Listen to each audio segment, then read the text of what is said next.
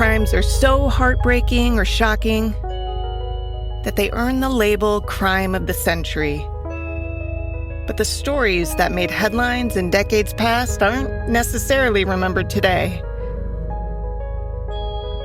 I'm Amber Hunt, a journalist and author, and in each episode of this show, I'll examine a case that's maybe lesser known today, but was huge when it happened.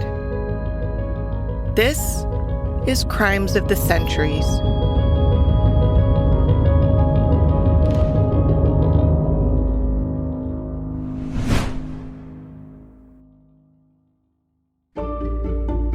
Hundreds of people had gathered at the base of the burning building in New York City to gawk skyward at the flames and smoke pouring from the 8th and 9th floors.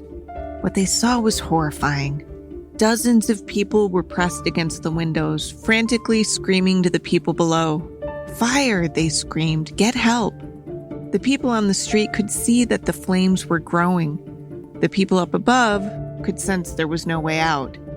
So they started to jump. Most went alone, but some held hands. In one case, a man picked up 3 of the women near him, one by one, and held them elegantly out the window in a sort of dancer's pose before letting go. The last was his sweetheart, so they embraced and kissed goodbye, and after her broken body lay at rest on the sidewalk, the man jumped to join her. The date was March 25th, 1911. The workplace fire would ultimately kill 146 people and injure nearly 7 dozen more, making it the deadliest industrial disaster in the history of the city and one of the worst in U.S. history. The blaze would also lead to manslaughter charges against the company's bosses and to 38 new laws regulating labor. More than that, it would highlight the shoddy treatment workers endured from their bosses in a way we'd never seen before in America. And that issue is something we still fight about to this day.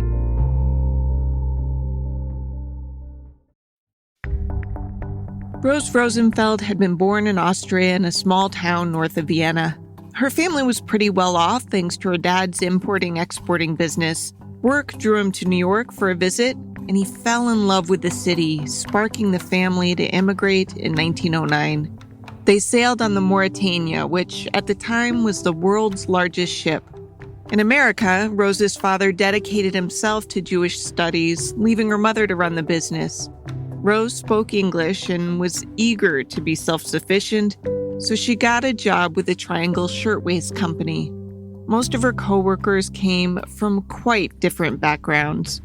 From a CNN documentary. The Triangle Shirtwaist Company was a thriving ladies' apparel firm, crammed with young, low-paid immigrant workers who made the popular women's blouses that buttoned down to the waist. It's funny how language evolves. I've never heard anyone refer to a shirtwaist before in my life. But in the early 1900s, it was a word used to describe one of the most commonplace articles of clothing we know. It's just that now we call them blouses. The mass production of clothing was a relatively new phenomenon then. Sewing machines had been around more than 100 years, but it wasn't until 1889 that Isaac Singer invented the first practical electric sewing machine, and it'd be 1905 before those were inexpensive enough to be in wide usage.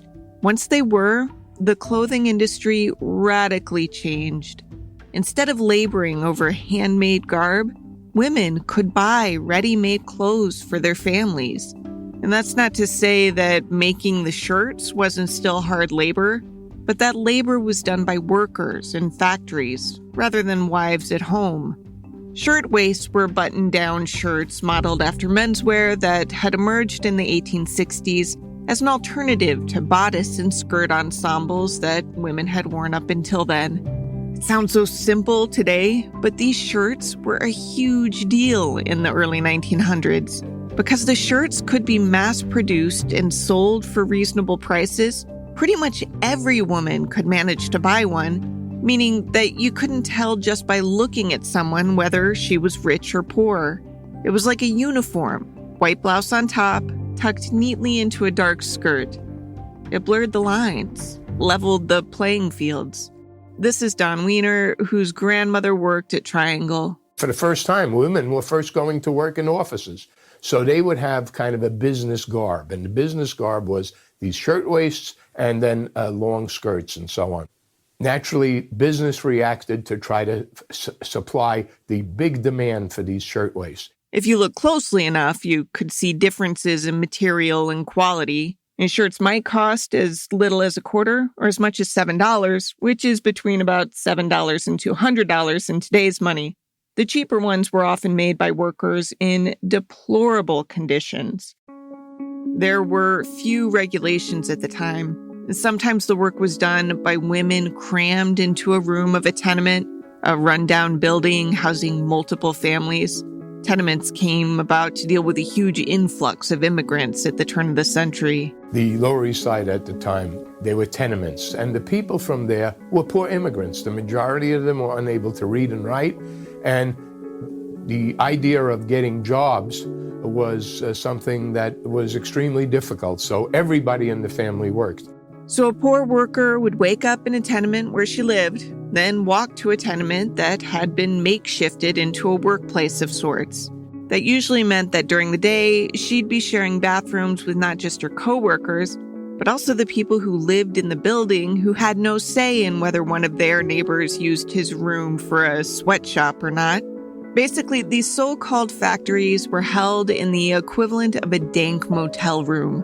Some didn't even have windows to the outdoors. The air was stale and dusty. Fires were downright commonplace. These were legit sweatshops with workers being paid garbage for toiling long, miserable hours.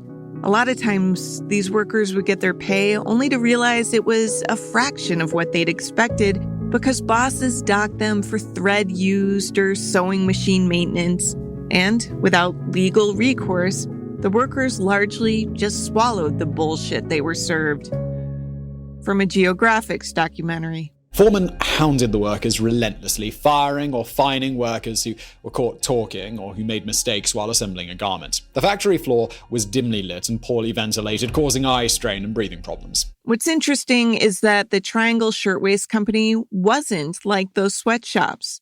In fact, the two men who headed the company, Isaac Harris and Max Blank, had worked in those types of conditions and set out to make a better one for workers when they saved enough money to launch their own company. The Triangle factory spanned 3 whole floors in Lower Manhattan's Ash building, named after its original owner, Joseph J. Ash.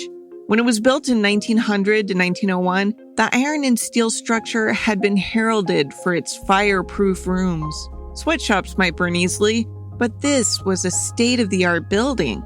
Iron and steel don't readily burn. As such, it attracted several garment makers as tenants.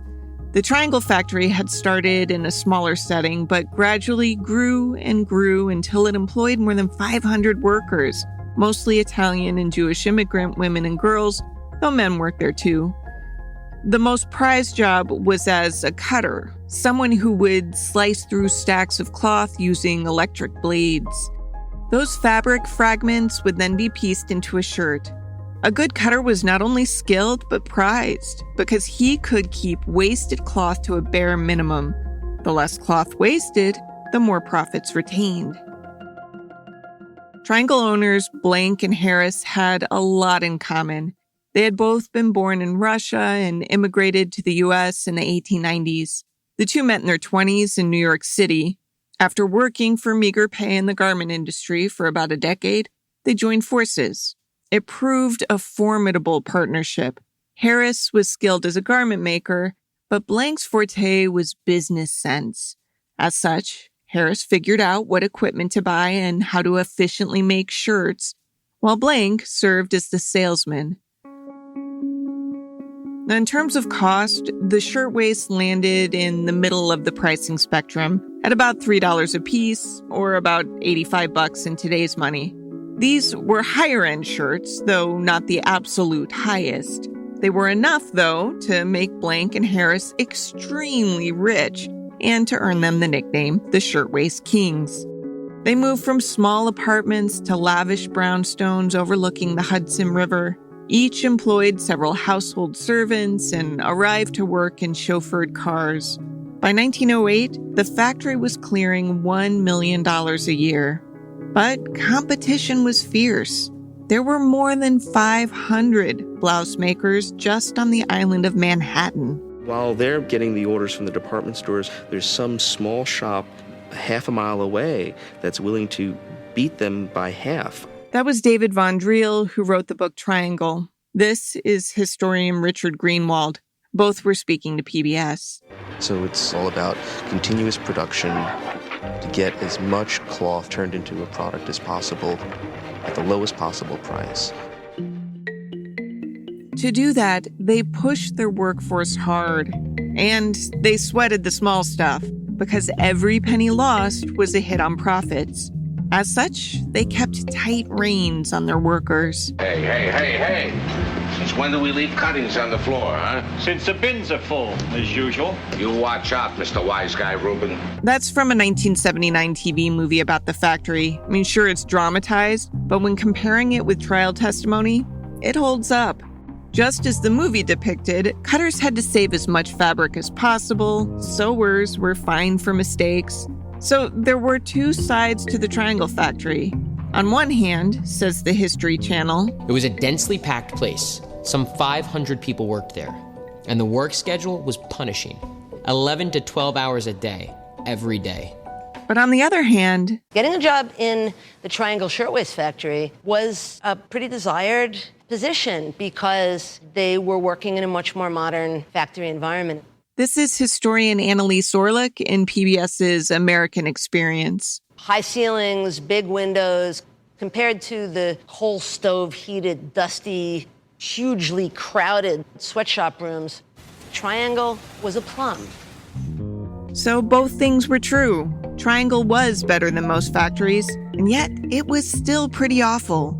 Production demands were so great that women routinely sewed straight through their fingers, which not only hurt, but cost them the garment. And no one would want to buy a blood-stained shirt, after all. Accidents and injuries were common since the owners reasoned it was cheaper to simply replace injured workers with new ones than to invest the money to make the factory floor a safe environment. The industry was completely unregulated. The government adopted a laissez-faire attitude, thinking that any restrictions placed on business owners would strangle the economy. To maximize production, Harris laid the workspace out to get as many sewing machines on each floor as possible, while also minimizing conversation among the workers. It proved to work. Blank and Harris had started out on the building's 9th floor, then did so well that they expanded to the 8th, and by 1911, the executives were situated on the 10th floor. Leaving behind bona fide sweatshops placated workers at first, but by 1909, workers were getting a bit peeved. Better conditions did not mean good conditions, and they were tired of watching their bosses go from plain rich to filthy rich, while they themselves were being squeezed tighter by the day. And the workers not only felt undervalued, but they felt trapped. The garment workers had no choice but to toil under the inhumane conditions of the sweatshops because the alternative was starvation for them and their families. To make ends meet, every member of the family had to work. You could find girls as young as 10 years old at the sewing machines on the factory floor. Garment workers were starting to grumble. To the horror of Harris and Blank, that grumbling turned to organizing. The International Ladies Garment Workers Union had started in 1900, and some had determined that the only way to get bosses to change was to go on strike. On September 26, 1909, that's just what they did at the Triangle Factory. Strikers had several demands, starting with higher wages. They also wanted their weekly hours capped at 54, limiting them to 6 9-hour days per week. A big improvement over their current 70-ish hour work weeks. Harris and Blank recognized these as reasonable requests and agreed to them immediately. Just kidding. Actually, what they really did can be summed up in the tale of a Ukrainian-born union organizer named Clara Lemlich. She'd been on a picket line, and the owners had sent goons to beat her up, and she had 6 broken ribs. But her spirit was unquenched. Clara was still healing from the vicious beating when she stood to speak in November 1909, a brief but historic speech triggering a general strike throughout the industry known as the Uprising of the 20,000. The Triangle workers had already been on strike for more than a month at this point. Harrison Blank had initially assumed that their workers' strike would be brief, what with people needing paychecks to eat and stuff. Instead, it dragged out 1 week after another, and finally, with this widespread uprising, they were fortified by literally thousands of other workers. The bosses turned up the heat. In New York at this period was a political organization known as Tammany Hall that had aligned itself with the working class, though it ultimately would go down in history for its impressive corruption. Tammany had formed in the late 18th century, peaked after the Civil War in the 19th century, but still had significant power in the early to mid-20th. It was the kind of power that could determine who would grace the ballot for the Democrats. More than that, though, Tammany allies were placed in key positions throughout the city. If you kept Tammany coffers full and or could deliver your neighborhood to the Tammany candidate on Election Day, you might be rewarded with a city contract or a government job. Regular Joe and Jane voters liked Tammany because, corruption aside, the policies its candidates supported were perceived as more likely to protect workers like them. Plus, it helped that Tammany straight up wooed poor workers by giving them freebies, as described in this newsreel. Tammany put plenty of showmanship into its election campaigning. This scene, for instance, shows a group of 1897 voters disembarking from a Glen Island sightseeing boat after enjoying a free picnic financed by the Democratic Party. Tammany leaders made sure that plenty of allies were on the workforce, and those who supported the organization had a tendency to climb up the ranks in record time. Tammany worked to ensure that the police chief was on his payroll too. Harrison Blank knew that Tammany had the power to push through legislation that could hurt their bottom line, so they greased that wheel plenty. That meant when the 1909 strike hit, the two Triangle owners were in prime position to bribe the police in hopes of keeping the workers down. Don Wiener again. Harris and Blank were really tough guys, and then they really led the citywide management coalition against the workers, and they hired thugs and they paid off police. Because of that, picketers were arrested for no reason. Sometimes a hired goon would start a fight, beat a picketer bloody, and yet it'd be the picketer charged with assault. One striker after another wound their way through the court system, often facing judges who were on Tammany's payroll. It had to have been demoralizing as hell, but the strike continued. Like Clara Lemlich, most of the workers just wouldn't stay down. That the boss's hired goons couldn't shut the strikers up was humiliating, of course, but more than that, it was bad PR. Turned out that some people felt it was a bad look to hire men to beat women senseless. Harrison Blank changed tacks and started hiring female sex workers to pummel the strikers instead. Still, public sympathy kept going the strikers' way, drawing support from some high-profile, high-society women, including Anne Tracy Morgan, daughter of the infamously powerful financier J.P. Morgan. Anne used her family's dough and connections to support the suffragette movement, which overlapped with the labor movement, what with women becoming such an integral part of the workforce. That support proved invaluable. It helped raise awareness and money. The union was able to pay the workers at least a fraction of the wages they were forfeiting. It wasn't much, but it kept thousands of workers afloat. The strike finally ended in February 1910 with what was dubbed a protocol of peace. Many of the workers' demands were met, such as better pay and shorter hours, but Harrison Blank refused to meet with union leaders, nor would they agree to their factory becoming a union shop. Sometimes the story told is that the owners also refused to make the shop safer. But the truth is that safety improvements weren't high up on the list of strikers' demands. In hindsight, such demands should have been paramount, but at the time, no one could fathom what kind of disaster was right around the corner. After the shirtwaist strike ended in early 1910, life got pretty much back to normal, which meant that Harris and Blank could return to fighting what they described as a recurring issue, employee theft, from that TV movie. What'd you steal today, Selma? Nothing. Hey, what about the men, Al? Suppose the men don't have pockets? Every day you treat us like criminals. Move on. Blank and Harris said that workers routinely stole materials from the shop. To combat the supposed problem, they kept one of the exits locked every day at quitting time. This is Driel again, this time speaking in a History Center documentary. The owners kept it locked every day at closing time so that all the workers would have to leave through the other door where their bags were searched by a night watchman. They were worried about people stealing finished blouses or a little bit of lace. Now, later, Blank would acknowledge that even at its worst, theft by employees didn't even dent the company's bottom line. He estimated that the company lost maybe $25 through worker theft. And that's in total. It's not even an annual figure.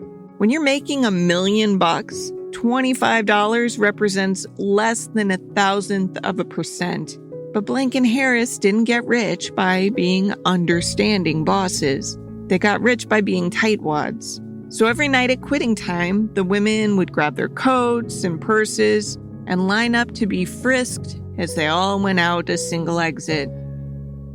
Now, to picture this, you have to understand where the Ash building was located. It took up a full block, situated alongside the Washington Square Park. The streets in this area run northwest to southeast, which makes describing things a little tricky. So instead of referring to things directionally, I'll use the street names that hug the building: Waverly Place, Green Street, Washington Place, and Washington Square East. The Triangle workers had access to stairways and elevators leading to two of those streets, Green Street and Washington Place. The exit the women filed through each night was the one at Green Street. Washington Place, meanwhile, was typically locked. In those days, because there weren't fire safety laws, the door swung in instead of swinging out. So it's not only locked, but this door would swing inward. This would become important on March 25th, 1911, a Saturday. It seemed a pretty typical day on the whole. Staffing was a tad lighter than it would have been on a weekday, but not by much. Those who opted not to work, usually for religious reasons, Sabbath and all, weren't paid, which for many was too big a hit to survive. So hundreds of people were spread among the 3 triangle floors of the Ash building. Hours on Saturdays were a smidgen shorter than the weekdays, so workers were only there for 8 hours. The day wrapped up around 4:45 p.m. Right around this time, it seems one of the cutters had done what a lot of cutters did on the factory floor. He smoked. He wasn't supposed to, but cutters were so prized that bosses bent over backwards to keep them happy, even if that meant looking the other way as they smoked next to a pile of thin, gauzy, highly flammable fabric. No one knows which cutter it was, or if the fire he started began with a discarded match or a cigarette, but whatever the cause, the first flame was seen at 4:40 p.m. on the 8th floor. Fires weren't uncommon at any of these types of businesses, but particularly not at the Triangle Factory. In fact, you could almost count on there being a fire in the slow season, usually after hours when the place was empty. The insurance companies got a bit suspicious that these maybe had been set on purpose to pad the accounts in lean months, but nothing was ever proven. Regardless, this one certainly did not seem intentionally set. We're confident about this because Blank and Harris were not only present and therefore in danger, but they had family members there that day, including a teenage daughter who was just visiting. On top of that, it was a pretty incestuous business. Blank was married to a woman whose cousin was married to Harris, so those two were related, and they employed family members to boot. For example, a manager named Samuel Bernstein was Blank's brother-in-law and the cousin of Harris's wife. He was one of the first to start battling the fire on the 8th floor, where he grabbed a pail of water. One of the few fire prevention moves Harris and Blank had taken was to keep water pails on each floor. The little bucket proved utterly useless. Bernstein grabbed another pail of water, and then another. While his intentions were no doubt good and brave, his attempts to battle the blaze in those first few moments likely cost lives, because the efforts were totally in vain and the fire spread incredibly quickly. Bernstein ultimately survived, but Max Florin, a 23-year-old man engaged to Blank's cousin, was among the killed. This is Marianne Trasciatti, president of the Remember the Triangle Fire Coalition. Workers on the 8th floor called up to the 10th floor, but no one ever reached the 9th floor. The way it worked was the call would go up to the 10th floor switchboard operator, and then she would call down to the 9th floor. But the operator, after she got the call, left the switchboard. And so the call never came to the 9th floor. Now, the reason she thought to call the 10th floor was simple. That's where the bosses were. So people on the 8th floor got early warning because they saw the first flames and they rushed downstairs. The people on the 10th floor got early warning thanks to the phone call, and they rushed to the ceiling, where it so happened that students from the neighboring New York University Law School saw the fire beginning and rushed to help them. But the 200 or so workers on the 9th floor had no idea what was happening until the floor below them was already engulfed. The workers who had never had a fire drill panicked, rushing for the elevators and the narrow stairwells. Survivors would later testify that doors to one of the two stairwells were locked. The Washington Place door was locked on both the 8th and 9th floors, but workers testified later that someone on the 8th floor had a key and was able to open that door before the place turned to total bedlam. No such luck on the 9th. And if you remember, the doors at the time swung inward, not outward. The crowd was pushing up against the door, and both doors, both exits were inward opening doors, which made it almost impossible for the people to get out. In their rush to flee, their panicked bodies jammed against the door. Some were crushed to death before the fire even reached them. There was one working fire escape, so some rushed to use that. But there was a problem. Drill on the History Center. On that wall was hung a little 18-inch wide, flimsy iron fire escape with crisscrossing ladders. But on the 9th floor, by the time the fire got there, when they came out onto this flimsy fire escape, it was crowded with panicked workers. It became overcrowded and tore away from the wall, twisted away. About 25 workers fell from the collapsing fire escape and died at the bottom of the air shaft. With no fire escape and the Washington Place exit locked, the workers ran across the room back to the Green Street exit, but by then the stairwell leading down was engulfed. Their only hope was to take the elevator for as long as it would hold out, but only a dozen or so could fit per trip.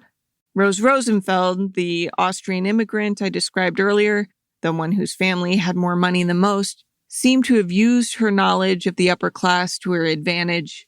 According to her son, when the fire broke out, it was bedlam. They couldn't get to the elevators. The doors were locked. Women were jumping out of windows. And she figured they were going to save the bosses on the 10th floor. So she picked up her skirt, put it over her head, ran through the flames, and up to the 10th floor. When there was no one there, the bosses were gone, and she went up to the roof, and there was a fireman and a policeman, and they helped her over to the next roof. Some of the workers saw her flee and followed her upstairs. All who did were saved. Those who didn't perished.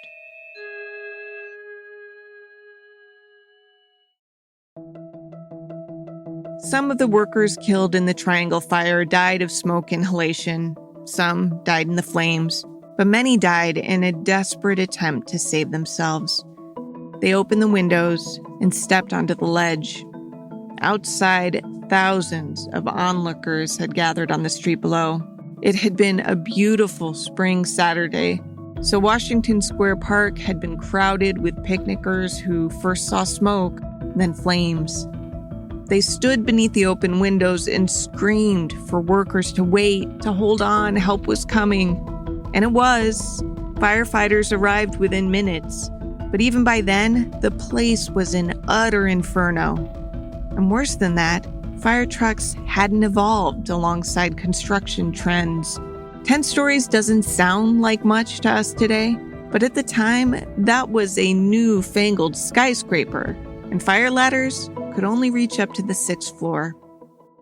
The workers on the 9th floor could look down and see that they were doomed. So they jumped. William Gunn Shepard was a United Press International reporter who happened to be near the scene when the fire broke out. In a Wire story, he wrote, quote, "I learned a new sound, a more horrible sound than description can picture. It was the thud of a speeding, living body on a stone sidewalk. Thud, dead. Thud, dead. Thud, dead. Thud, dead. 62 thud deads.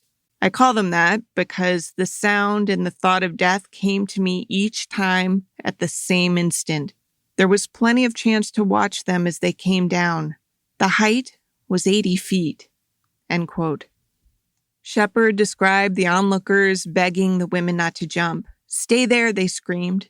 He wrote, "I even watched one girl falling, waving her arms, trying to keep her body upright until the very instant she struck the sidewalk. She was trying to balance herself. Then came the thud, then a silent, unmoving pile of clothing and twisted, broken limbs."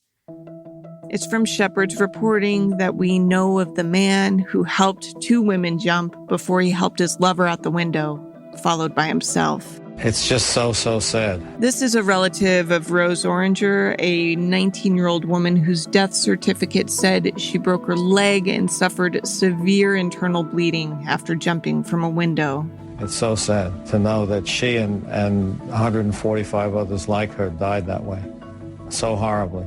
If you're wondering about life nets, they were indeed a thing in 1911. When firefighters saw the bodies starting to fall from the ash building, they deployed nets. Problem was, nets had only been known to work for people jumping 6 stories or lower, and even that was under ideal conditions. These women were jumping from 9 stories off the ground. Some of them were jumping in pairs, the weight of their bodies ripping through the material like tissue paper. Only one woman survived the initial jump from that height, and while firefighters at first thought she'd be okay, she died within hours of internal bleeding. After just minutes, firefighters saw the nets as futile and packed them away, worried that their presence might falsely suggest to some in the windows above that they stood a chance if they jumped. Amazingly, the fire lasted less than half an hour. Even with inadequate hoses, firefighters managed to get the blaze under control pretty quickly, but not before 146 people died, 123 of them women, 23 men. The youngest victims were 14 years old. The 62 who died on the sidewalks were somewhat identifiable. The remaining victims, not so much. In hopes of identifying the dead, the charred remains of dozens were lined up on a pier along the East River. Family members filed by looking for something, anything that would tell them, yes, this is my daughter, my mother, my sister, my son. One girl recognized her mother's corpse by the hair on her head that hadn't burned away. The girl had styled her mother that day, and while she couldn't make out the features of the corpse's face, she knew who it was by the braid in her hair. From a documentary, "The ghastly process took 3 full days. 7 bodies were so badly burned they could not be identified. And on April 5th, 1911, a mass funeral was held for the unknown victims." That same day, a massive protest march also took place, winding its way down Fifth Avenue in Manhattan. An estimated 350,000 people attended. Their grief and horror had quickly turned to outrage. from a Centennial newscast. This fire really shook people up. The city was so guilt-stricken that maybe we were somehow responsible. The district attorney waited a bit before assigning blame. It seemed he maybe hoped that the news would fade from the headlines, as had been the case with other smaller-scale fires in the industry. No such luck. He filed manslaughter charges against Triangle's owners, Harris and Blank. The case hinged on whether Harris and Blank had ordered the Washington Place door locked to thwart theft. Several surviving workers testified that that indeed had been the standard practice. But Blank and Harris weren't your average defendants. They did what all rich people did in those days. If they were in trouble, they hired Max Stoyer, the greatest lawyer in New York. He put on a brilliant defense. His cross-examination of the key witness is still taught in some law schools. And the owners were acquitted. And eventually, several years later, a few of the families who'd held in settled for $75 each. As Blank and Harris left the courthouse following their acquittal, a brother of one of the fire's victims accosted them, screaming that they were murderers. He was so worked up, he collapsed on the street and was hospitalized. He wasn't alone in his outrage. Those immersed in the labor movement were determined to make sure the deaths at least led to change. And so they pushed. They protested. Tammany Hall, which had just a year earlier been helping to keep the workers down, had seen some turnover in leadership. And with that, the organization seemed to have a change of heart. An investigating commission, co-chaired by Tammany politician Al Smith, who would later become New York governor and the Democratic candidate for president in 1928, conducted one of the most extensive investigations in state history.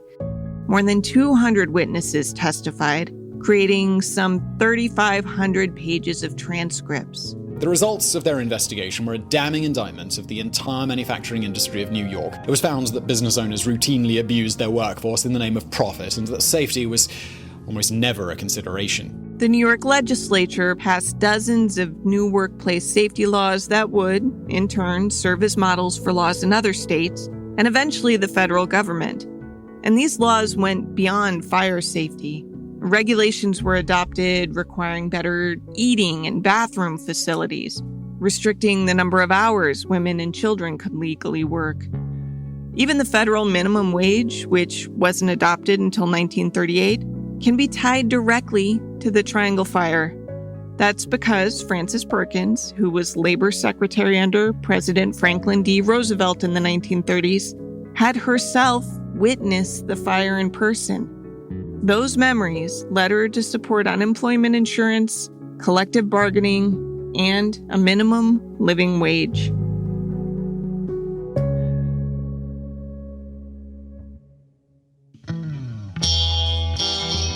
To research this story, I read David Von Driel's book, Triangle. I also watched several documentaries, including PBS's American Experience focused on the fire.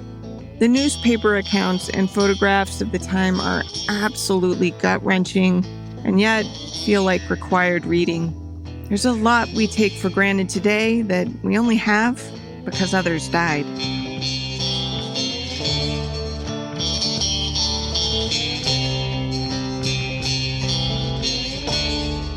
Crimes of the Centuries is a production of the Obsessed Network. To learn more about its shows, go to obsessednetwork.com. This case was researched by me, Amber Hunt, and produced by Garrett Tiedemann. Original music is by Bruce Hunt and Andrew Higley. Other music comes from Blue Dot Sessions. If you like us, help us out by rating and reviewing us on Apple Podcasts. For more information or to recommend a case, go to centuriespod.com. On Instagram and Twitter, we're at CenturiesPod. And check out the Crimes of the Centuries podcast Facebook page.